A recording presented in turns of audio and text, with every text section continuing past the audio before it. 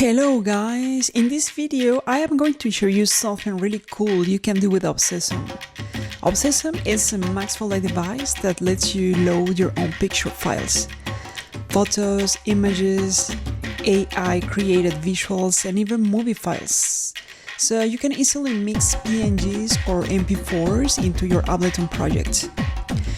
Now for this demo I actually created a video clip synced with a specific song. The interesting part about Obsessum is how it creates a super tight synchronization between your audio and a slideshow of images or videos. For example, I have a folder here with about 65 images and some MP4 files.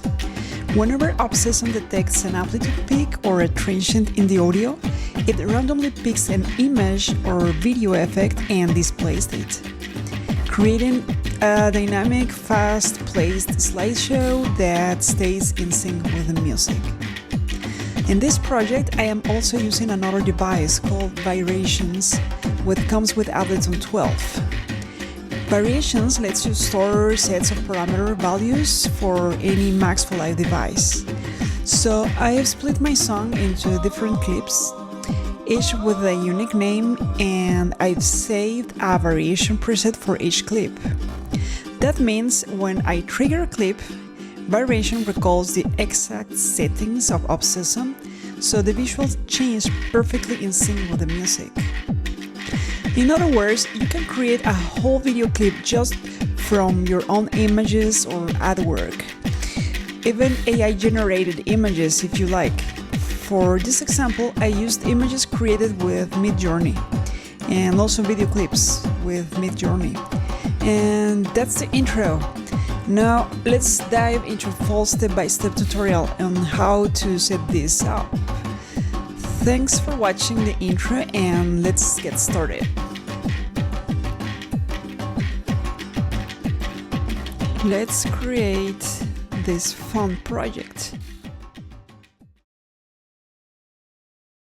In this project, we will create a video clip for one song. So before starting, you need to do this. You need to load a song and then you need to split that audio track in many clips. So I am assuming that you already know how to do this. And then you need to name every clip with a different name. And every name needs to be only one word and non-special characters as question marks, accents, things like that. Once you have done this, you have your song split into clips. You can, by the way, you can have your song here in this view or also here in performance mode. Okay, so after you have done this, let's load Obsessum. Let's go in this category here, Maxwell Live, and then browse for Obsessum. If you haven't installed Obsessum, then it won't show up in here. So I will leave the link for downloading Obsessum in the description, and when you download it, the pack contains the installation instructions. So let's drag and drop this here in the audio track where you have the song. And then we will need another Maxwell Live device, which is Variations. So Variations is not installed yet, but it comes with Ableton 12, so this is a free device. And I'm placing Variations right after Obsessum. Variations comes with a performance pack, and this is a free device if you have Ableton 12, and so you need to download it and install it also. Okay, let's now come back to our Ableton session. So once you have installed and loaded Variations and Geometry, let's start with the fun part. Let's first load a folder by pressing this folder button here. And in this case, I will choose this one. It has PNG and MP4 files. I can have up to 100. Once I have loaded this folder, I can see its name here by the folder, and then this is the name of the first image. I will turn the rendering engine on by pressing this button, and this is the first image in your folder. So you can see that Obsessum have loaded all the images. And when I am moving this folder knob in here all the way up, I can see the total number of images in my folder, which is 65 images or movies. In this case, I have both. Each image has a specific number in here. So now the fun part is that I will start associating every clip with a variation. What is a variation? It's a preset of values. Variations will store and then recall these attributes values or parameter values. So the first thing is here in variations, I need to select link to clips scene. I activate this function and I will deactivate those two, which are sense and mixer. And then I will listen to the music and I will see what it is suggesting to me visually. So, okay, let's go.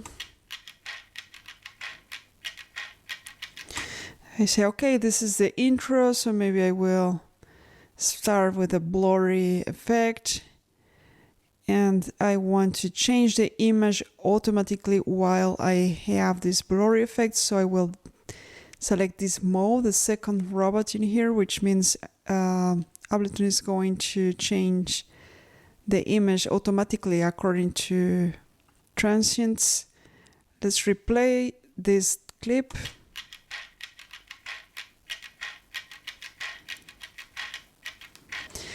Okay, let's say you're happy with this. So I will create a new variation. Here I press new. And now I will name this variation as the clip. Same name, exact words. Okay, this clip is named intro 1. So I will write here intro 1. Okay. Now let's go to clip number 2. Let's play. Say, okay, what I would like here to see, maybe I will change to automatic image and deactivate this. Okay, let's see how it looks. Sorry, this is automatic effect. Yeah, let's say, okay, let's store this. So I will create a new variation, and this clip is named intro 2. So I will name this intro 2. And don't forget to save your work regularly, okay? Because you don't want to lose your work. Okay, let's go from the beginning, from the top.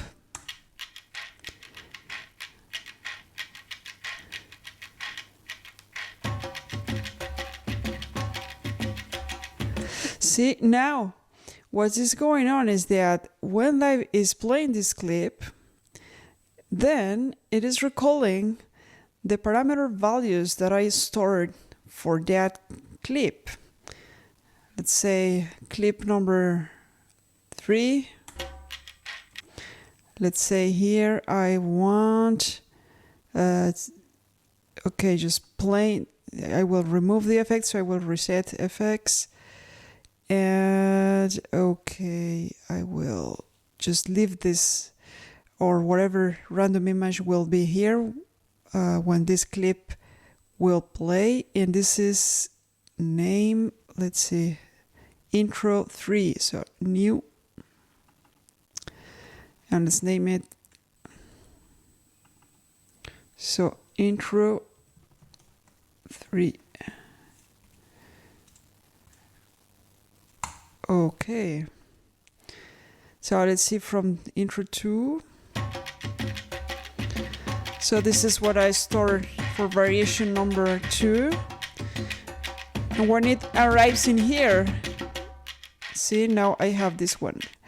Oh, I didn't deactivate the automatic video effects for this one. So let's say I don't want video effects applied in here.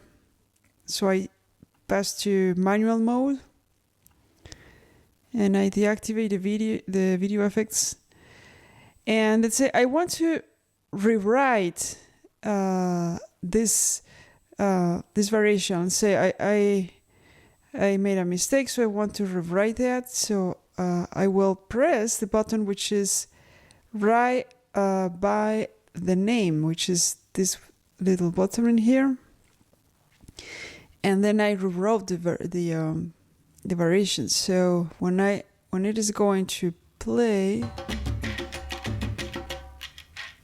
Okay, let's do it since this one. So here I have these effects, and when I will arrive in here, the resets will be resets, and I have this image. Okay, now let's see. This has more rhythm, so I want something more rhythmic. I will change the images automatically. Like this, but this is very, very fast because my threshold is very low, so I will put my threshold in the middle so I have less transients detected, even less, because if I spend all my resources here later, it's gonna be boring for people watching the clip. Yeah, a little bit less, okay. Okay, I'm happy with that. So this clip is named Percus. So let's create a new variation and name that Percus. And that's it. Oh, I made a mistake, okay. All right, yeah, let's save. Let's come from the intro 3.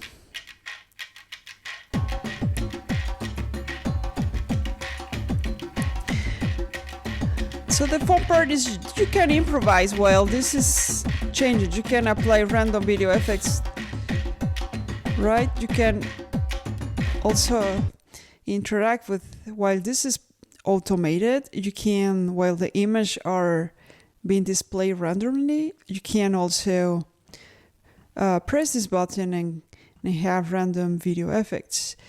Okay, this is another clip and it's named Harana 1. Okay, what about a fixed image? And I will put all the threshold up so it doesn't change, and I will choose, let's say, this ocean. Okay, and now let's save that. So new, and I will write the name of this clip, which is Harana. Harana is the name of a Mexican instrument. And this song, I created this song with my friend Lalo Haranas. He plays amazing jarocho music in Mexico, and we made this collaboration. So he played all these instruments and we recorded, and I created the beats. Okay, Harana 1. I will come a little bit from the previous one. And let's say I can improvise here if I want to. And when I will arrive here, it will display a fixed image. It's the ocean.